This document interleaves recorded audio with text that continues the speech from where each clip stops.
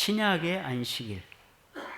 그래서 우리 신약 성경에 나온 안식일에 대해서 살펴보고자 합니다. 그래서 예수님과 안식일.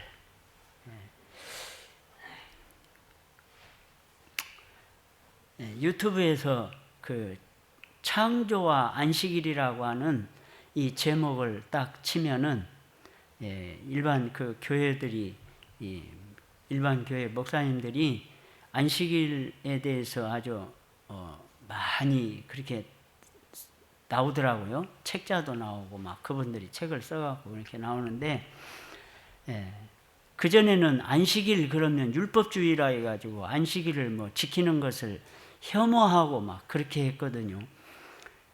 그런데 지금은 오히려 안식일을 창세기 2장 1절로부터 창조의 하나님으로 아주 강조를 열심히 해요. 그래서 안식일 교회가 가르치는 안식일 이 교리만큼보다도 오히려 더 강조를 해요. 그래가지고 이분들이 안식일을 지켜야 한다고, 안식일을 지켜야 한다고 그래요. 그리고 구약에서부터 구약에 있는 안식일 모두를 총망라해갖고 안식일을 지켜야 할 그 필요성을 그렇게 강조를 해요. 그렇게 해놓고는 신약에 와갖고는 신약에 와가지고 예수님이 지키신 안식일, 그리고 또 안식 후 첫날 모임, 또 이제 부활의 첫날, 이렇게 해가지고 슬쩍 일요일을 주일로 해가지고 주일이 안식일이라는 거야. 그래갖고는 일요일이 안식일로 되어서 구약의 안식일처럼 이제는 일요일을 안식일로 그렇게 지켜야 된다. 그런 게 이분들이 그전에는 안식일을 지키는 것을 율법주의라고 했지만 지금은 오히려 안식일을 거룩하게, 에스겔서에 있는 말씀대로 표징이 된다, 거룩함을 다 하는 것을 강조를 하면서 안식일을 지켜야 하는데 그날이 오늘날은 일요일로, 주일로 되었다. 그러므로 주일날 안식일을 그렇게 성수해야 된다. 그렇게 강조를 하더라고요. 아이고 참. 그래서 그 말씀을 이렇게 보다가 이제 한번 나름대로 이제 또 신약에서 본 안식일, 예수님이 지키신 안식일, 예수님이 지키신 안식일, 그리고 사도들이 지키신 안식일, 좀 한번 살펴보려고 그렇게 준비했습니다. 지난번에 말씀드린 대로 영생은 이것이니 곧 그들이 유일하신 참 하나님인 아버지와 아버지께서 보내신 자 예수 그리스도를 아는 것이 곧 영생이다 라고 이야기했습니다. 호세아서에 있는 말씀이었죠. 우리가 여호와를 알자, 힘써 알자라고 했으며 에레미야서에서도 자랑하는 자는 이것으로 자랑할지니 곧 명철하여 나를 아는 것과 인애와 공평과 정직을 땅에 행하는 자인 줄 깨닫는 것이다 라고 말씀하십니다.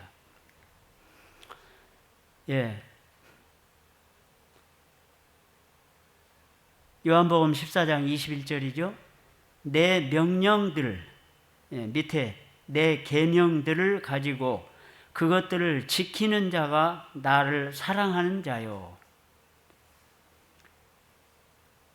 많은 사람들은 계명을 이미 예수님이 십자가에서 다 이루었기 때문에 계명을 지킨다고 하는 것은 그건 아니다 라고 이야기를 해요. 그건 율법주의다. 계명을 지키는 것은 율법주의자다. 그렇게 이야기를 해요. 그런데 여기 내 계명들을 가지고 그것들을 지키는 자가 나를 사랑하는 자요. 나를 사랑하는 자는 내 아버지께 사랑을 받을 것이며 또한 나도 그 사람을 사랑하고 그에게 나 자신을 나타낼 것이다. 그래서 내가 율법이나 선지자들을 폐하러 온 줄로 생각하지 마라. 내가 폐하러 온 것이 아니라 성취하러 왔다. 예수님께서 십자가에서 다 이루었다고 하신 말씀이 마치 율법의 마침, 그래서 오직 믿음으로만 구원을 얻는다라고 이야기를 합니다. 우리가 잘 아는 대로 여기서 다 이루었다고 하는 말씀은 구약시대에 양을 제사로 드리던 그 율법이 폐지된 것을 우리가 잘 알죠. 내가 진정으로 너희에게 말하노니 하늘과 땅이 없어지기 전에는 모든 것이 이루어지기까지 율법의 한 점 한 획도 결코 없어지지 않을 것이다 라고 하는 말씀은 십계명을 말씀하신 것이다. 마태복음 24장 20절 너희의 도피하는 일, 또 다른 성경에는 너희의 도망하는 일이 그러죠. 겨울이나 안식일에 일어나지 않도록 너희는 기도하라.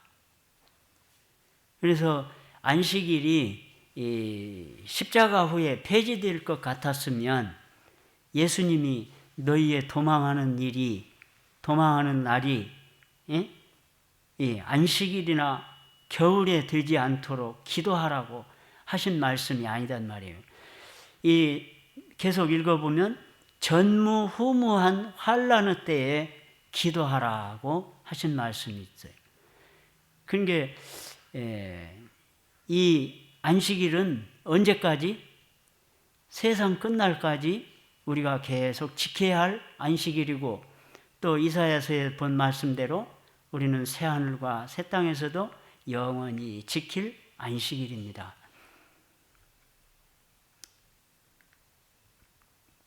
마태복음 12장 6절로 8절 안식일에 제사장들이 성전 안에서 안식을 범하여도 죄가 없음을 너희가 율법에서 읽지 못하였느냐. 여기 있는 말씀은 이제 우리가 잘 아는 대로 제자들이 밀 이삭을 비벼 먹은 이야기에서 비롯된 다음 이야기들이죠. 내가 너희에게 이르노니 성전보다 더 큰 이가 여기 있느니라. 너희가 나는 제사가 아니라 긍휼을 원한다라는 말씀이 무슨 뜻인지 알았다면 죄 없는 자들을 정죄하지 않았을 것이다. 인자는 안식일의 주인이다. 인자는 안식일의 주인이다라고 하는 이 말씀에 예수님께서는 안식일에 이 병자들을 꼭 고쳐 주셨어요. 그러니까 이 사람들이 안식일에 병자를 고치는 것이 안식일을 범하는 것이다 라고 질문을 하죠. 그래서 예수님께서 말씀하시죠. 예수께서 그들에게 말씀하셨다. 너희 가운데 어떤 사람이 양 한 마리를 가지고 있는데 만일 그 양이 안식일에 구덩이에 빠졌다면 그것을 붙잡아 끌어올리지 않겠느냐. 사람이 양보다 얼마나 더 귀하냐. 그러므로 안식일에 선을 행하는 것이 옳다. 그래서 우리는 안식일을 어떻게 지킬 것인가라고 하는 이 문제를 늘 이야기를 했어요. 안식일을 지켜야 되는 안식일을 어떻게 지킬 것인가. 유대인들처럼 안식일에는 몇 그램 이상 그 물건도 안 들고 다니고 그렇게 해야 하는 것이 안식일을 제대로 지키는 것인가 하는 그런 말들을 하죠. 그런데 여기에서 보니까 예수님은 안식일에 병자를 고치셨고 또 너희 소나 양이 구덩이에 빠져서 죽게 되었으면 건져내지 않겠느냐라고 하시는 말씀입니다. 그러면서 하시는 말씀이 예. 안식일은 사람을 위하여 생긴 것이지 사람이 안식일을 위하여 생긴 것이 아니다. 그러므로 인자는 안식일의 주인이다라고 하셨어요. 예.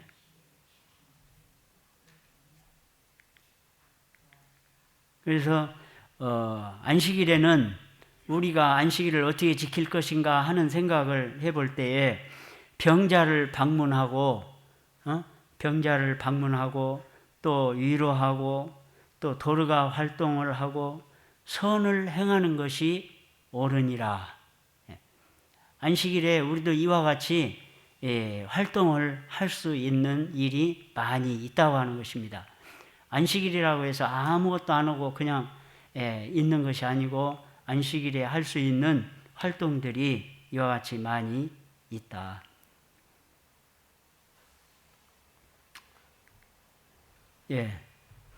그래서 아까 안식일의 주인이라고 하는 이 말씀은 레위기서에서도 보면은 너희는 내 안식일을 지키며, 이 안식일을 예수님이 자기의 것으로 주었다라고 말씀을 하십니다.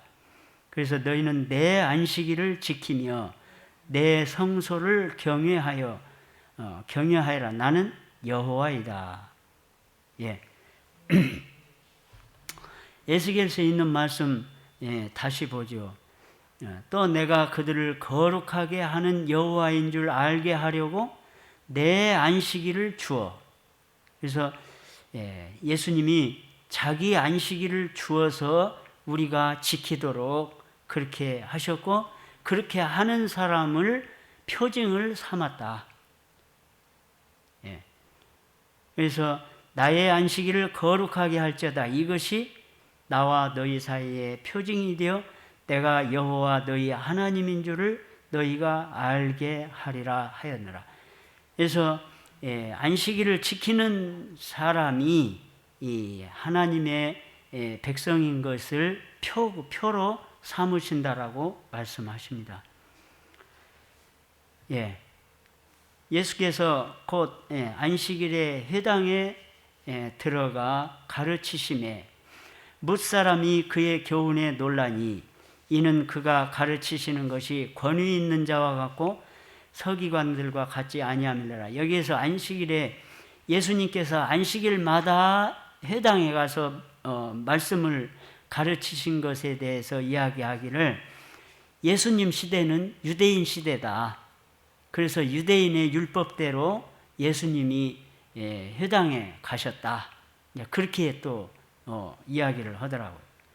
근데 예수님께서는 이 안식일에 회당에 가서 가르치셨고 우리에게 본을 보여주셨던 것입니다.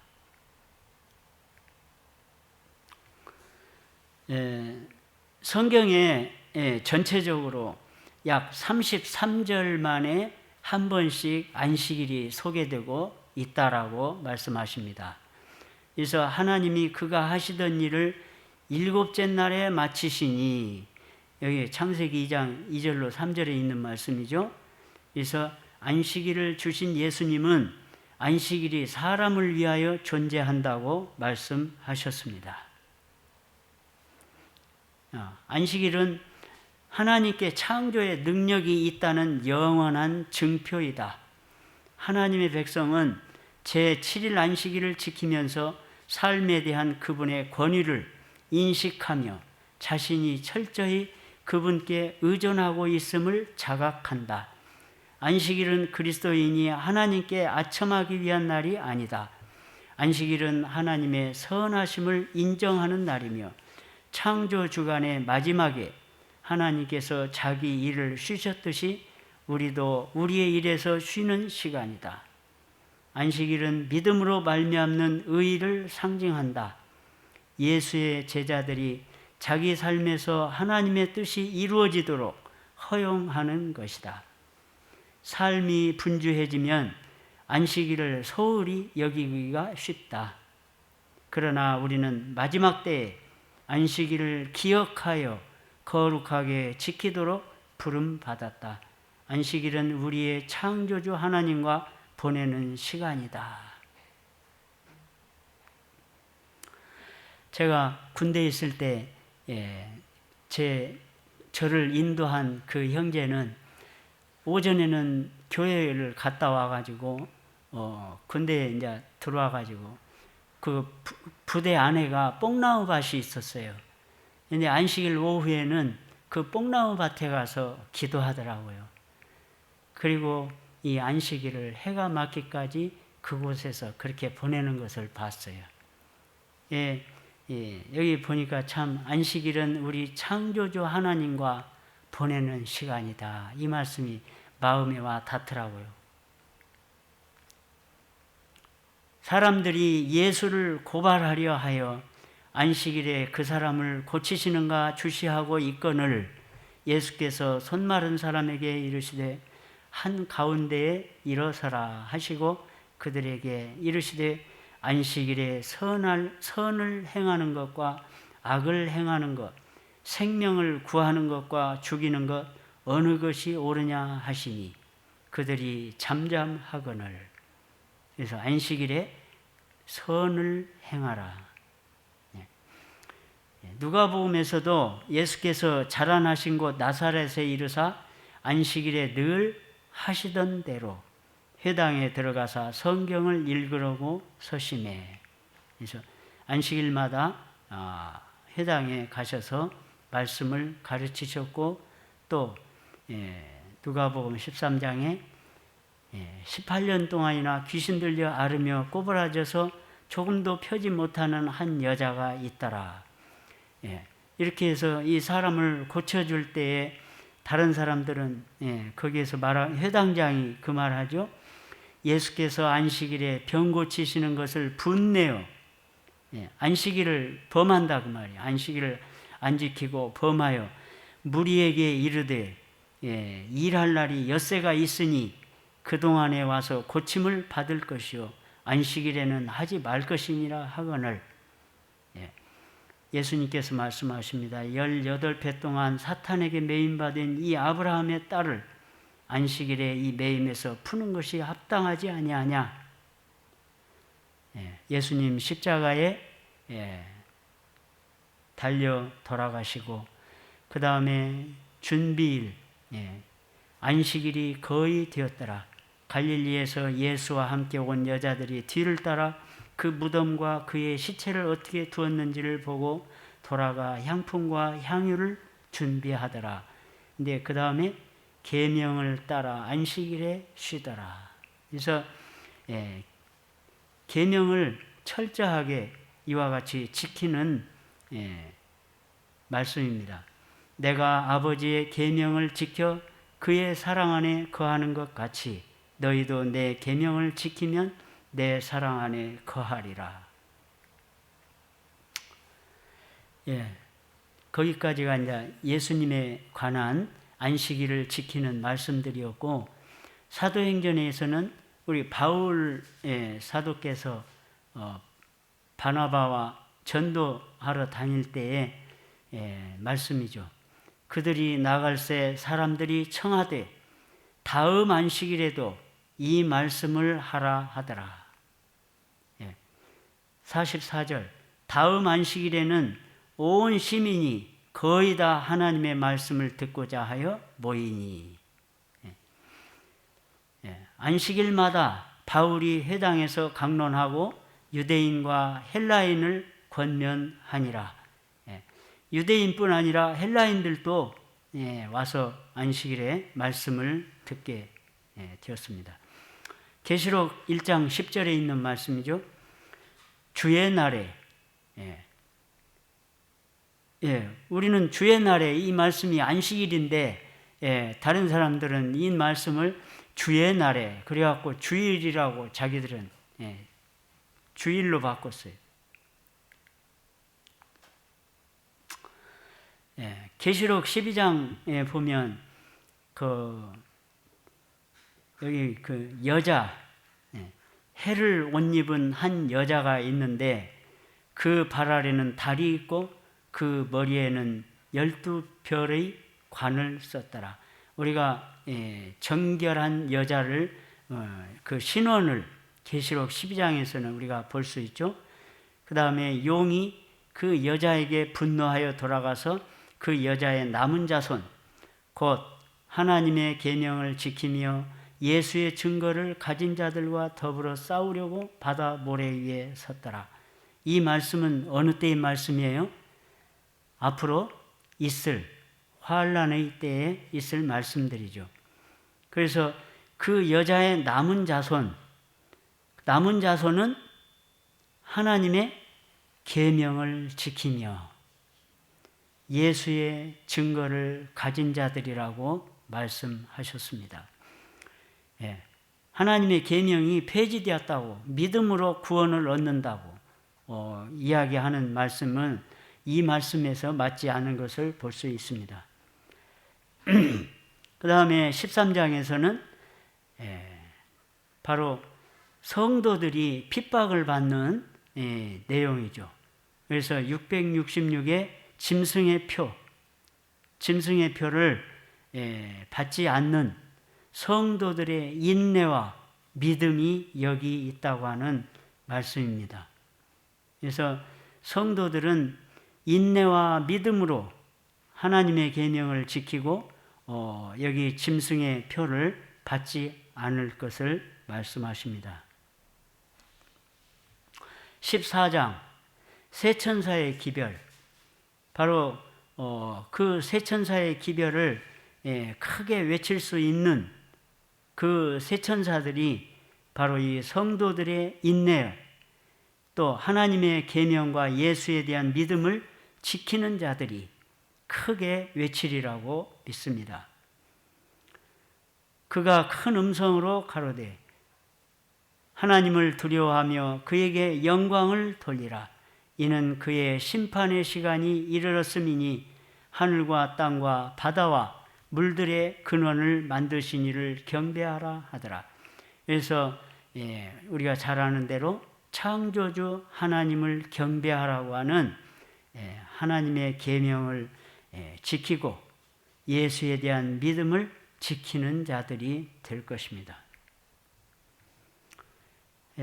계시록 14장에서 요한은 넷째 계명인 안식일을 강조하면서 단순히 어느 예배일이 옳은지만 지적한 게 아니다. 단순히 예수님이 창조주이고 자비로운 하나님이 사람들에게 세상 일을 그치고 쉴 하루를 주셨다고만 말한 게 아니다.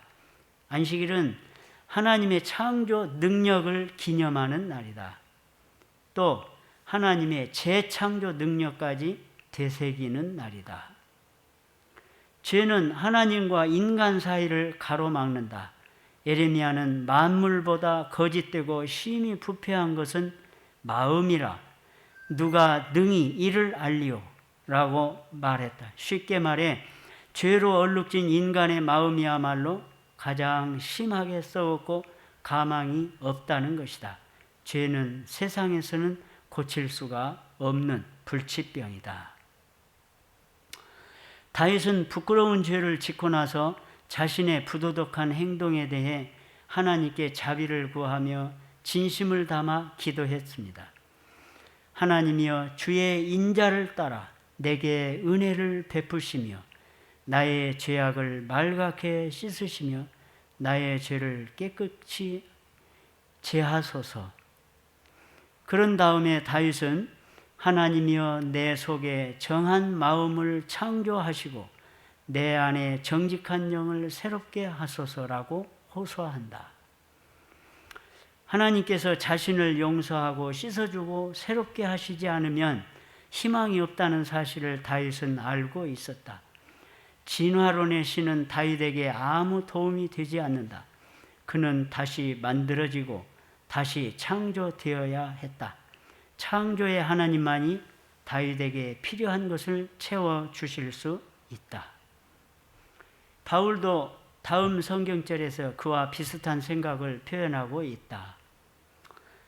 그런즉 누구든지 그리스도 안에 있으면 새로운 피조물이라. 이전 것은 지나갔으니 보라 새 것이 되었도다. 안식일의 주인이신 분만이 타락한 인류를 하나님의 형상으로 회복할 수 있다. 안식일을 지키는 그리스도인은 단순히 어떤 하루를 지키는 것만이 아니다. 어떤 하루뿐 아니라 자기 아들까지 주셔서 우리가 재창조되도록 해 주신 분과 구원의 관계를 맺고 있는 것이다. 내가 새 하늘과 새 땅을 보니 처음 하늘과 처음 땅이 없어졌고 바다도 다시 있지 않더라. 그래서 또 내가 봄에 거룩한 성 새 예루살렘이 하나님께로부터 하늘에서 내려오니 그 준비한 것이 신부가 남편을 위하여 단장한 것 같더라. 바로 이와 같이 하나님의 백성들을 위하여 하나님께서는 새 하늘과 새 땅을 준비하시고 또 거룩한 성을 준비하십니다. 내가 이 두루마리의 예언의 말씀을 듣는 모든 사람에게 증언하노니 만일 누구든지 이것들 위에 더하면 하나님이 이 두루마리에 기록된 재앙들을 그에게 더하실 것이요 만일 누구든지 이 두루마리의 예언의 말씀에서 제하여 버리면 하나님이 이 두루마리에 기록된 생명나무와 및 거룩한 성의 참여함을 제하여 버리시리라.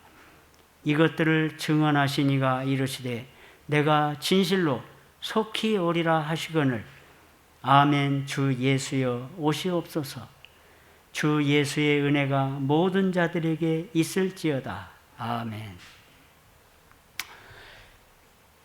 요한일서에 있는 말씀이죠. 저를 아노라 하고 그의 계명을 지키지 아니하는 자는 거짓말하는 자요 진리가 그 속에 있지 아니하다. 요한일서에 있는 말씀입니다. 사랑은 여기 있으니 우리가 하나님을 사랑한 것이 아니요 하나님이 우리를 사랑하사 우리 죄를 속하기 위하여 화목제물로 그 아들을 보내셨음이라. 사랑하는 자들아 하나님이 이같이 우리를 사랑하셨은즉 우리도 서로 사랑하는 것이 마땅하도다. 어떤 교회에 목사님이 부임을 하셔가지고 설교를 하시는데 설교를 하시는 말씀이 형제들아 우리가 서로 사랑하자 이 한 말씀만 하고 단에서 내려오신대요. 근데 그 한 주만 그렇게 한 것이 아니고 한 달 동안을 계속 그렇게 하니까 교인들이 이제 수군대면서 목사님에게 이제 장로님이 물어봤어요. 목사님 왜 설교를 그렇게 하십니까? 하고 물어보니까 이 교회에 가장 필요한 것이 바로 그것이다. 그렇기 때문에 그 설교를 했다고.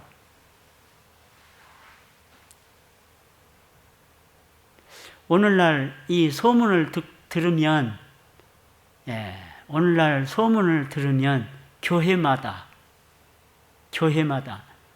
가장 결핍된 것이 바로 이 사랑이라고 하는 것입니다. 근데 사랑에 대해서는 또 함부로 말하지 말라고 우리 임영욱 집사님이 말했어요. 사랑에 대해서 함부로 말하지 마라. 사랑하면 무엇까지도 줄 수 있는 관계가 사랑이다. 목숨까지도 줄 수 있는 관계가 사랑이라고 하는 것이에요. 우리 성경에서 요나단과 다윗의 이야기가 있죠.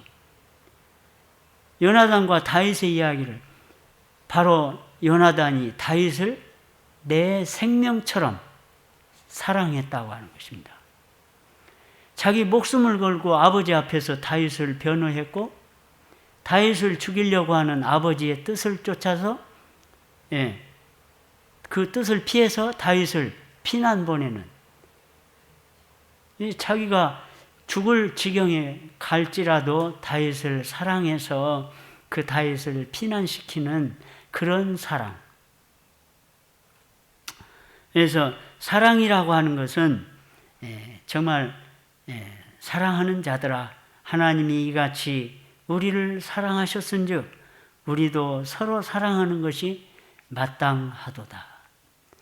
요한 사도가 반모섬에서 에베소 교회로 와가지고 늘 하시는 말씀이 형제들아 우리가 서로 사랑하자 라고 하는 이 말씀을 늘 하셨다고 그래요. 우리는 진리교회고 정말 주님의 사랑을 누구보다도 더 깊이 아는 제7일 안식일 예수 재림교회 성도들입니다. 그런 성도들이 정말 우리 성도들 간에 서로 사랑이 결핍된다면 안 되겠죠. 그래서 우리가 좀 이 마음으로 좀 깊이 좀 이렇게 좀 사랑하려고 하는 그런 마음을 좀 가졌으면 좋겠어요.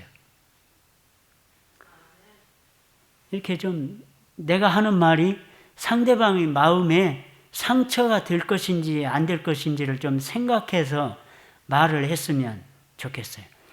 근데 자기에게 조금 서운하면 그냥 툭툭 하는 말들이 그 상대방에게 얼마나 상처가 될 것을 되는 때가 그런 때가 너무 많이 있는 것을 봅니다. 자, 고린도전서 13장 우리가 잘 알죠. 내가 사람의 방언과 천사의 말을 할지라도 말 잘하죠. 천사의 말을 할지라도 사랑이 없으면 소리나는 구리와 울리는 괭가리가 되고 말을 잘하면서 상처를 주는 말을 하면 소리나는 구리와 울리는 괭가리가 되고 내가 예언하는 능력이 있어 모든 비밀과 모든 지식을 알고 또 산을 옮길 만한 믿음이 있을지라도 사랑이 없으면 내가 아무것도 아니요 내게 있는 모든 것으로 구제하고 또 내 몸을 불사르게 내어줄지라도 그럴지라도 뭐가 없으면? 사랑이 없으면 내게 아무 유익이 없느니라. 사랑은 오래 참고 참 이 오래 참고 이것을 참 우리는 못하는 것 같아요. 오래 참고 뭔 말을 해도 좀 생각하고 좀 말 좀 했으면 좋겠어요. 생각 없이 그냥 느끼는 대로 그냥 본능적으로 말을 해버려요. 오래 참고 사랑은 온유하며 시기하지 아니하며 사랑은 자랑하지 아니하며 교만하지 아니하며 무례히 행하지 아니하며 자기의 유익을 구하지 아니하며 성내지 아니하며 악한 것을 생각하지 아니하며 불의를 기뻐하지 아니하며 진리와 함께 기뻐하고 모든 것을 참으며 모든 것을 믿으며 모든 것을 바라며 모든 것을 견디느니라. 사랑은 언제까지나 떨어지지 아니하되 예언도 패하고 방언도 그치고 지식도 패하리라. 우리가 지금은 거울로 보는 것 같이 희미하나 그때에는 얼굴과 얼굴을 대하여 볼 것이요 지금은 내가 부분적으로 아나 그때에는 주께서 나를 아신 것 같이 내가 온전히 알리라. 그런즉 믿음, 소망, 사랑 이 세 가지는 항상 있을 것인데 그 중에 제일은 사랑이라. 근데 여기에서 이제 이 말씀을 생각해 보면 믿음, 소망, 사랑 세 가지인데 왜 그 중에 제일이 사랑이고 믿음, 소망은 어디로 갔어요? 이거 궁금하게 생각 안 했어요? 믿음, 소망은 이것도 중요한데 왜 이건 놔두고 사랑이 제일일까요? 어느 책에 보니까 이런 말씀이 있더라고요. 믿음, 소망은 이 세상에서 끝나지만 사랑은 영원한 것이다. 우리가 하늘나라에 가서도 이 사랑은 계속 우리가 사랑하고 살 것이다. 그러기 때문에 이 사랑은 제일이다 라고 말씀을 했더라고요. 이 사랑이 얼마나 중요한가. 우리가 서로 상처 주고 나중에 이 얼굴을 대하여 얼굴과 얼굴을 대하여 볼 것이요. 지금은 내가 부분적으로 아나 그때에는 주께서 나를 아신 것 같이 내가 온전히 알리라. 나중에 우리 다 하늘에 가서 만난다고 하는 사람들이 상처 주면 안 되겠죠? 우리 상처 주지 말고 우리 사랑하는 마음, 그런 마음을 갖게 되시기를 바랍니다. 우리 독수리의 깃털, 우리 기도력에 나와 있죠?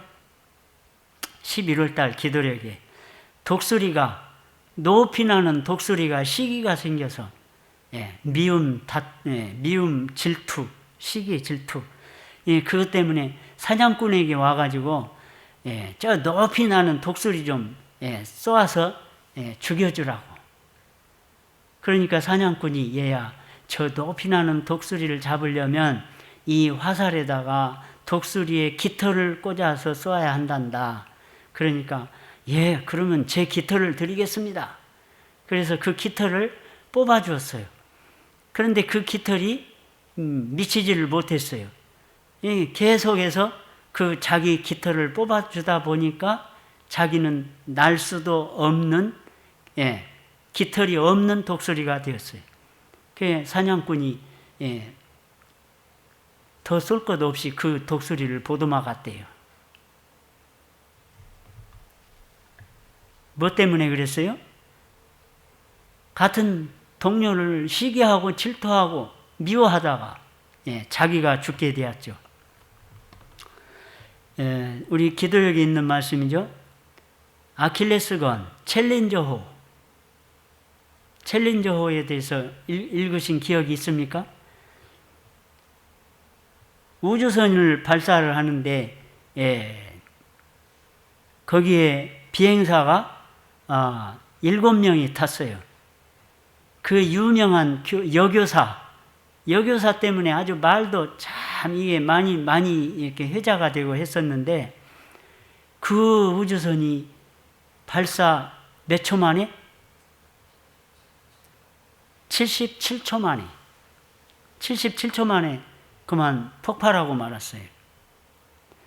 그래서 그 원인을 찾아보니까 뭐 때문에 그것이 폭발했는가를 찾아보니까 우주선을 만들기 위해서는 수많은 그 부속들이 들어가잖아요.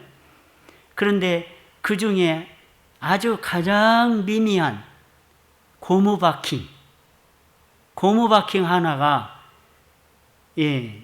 불량품이에요. 만들 때는 그것을 뜨거운 열에 잘 사용이 되도록 만들어진 그 고무바킹이었는데 이 우주선이 올라가면서 기온이 떨어져 가지고 이 엄청 찬 기온이 됐어요. 그 이 고무바킹이 이 뜨거운 열에 활용하도록 되어 있는데 얼음으로 있으니까 이 활용을 못 하잖아요. 그래갖고 그 고무바킹 때문에 그 큰 우주선이 폭발하고 말았다는 거예요.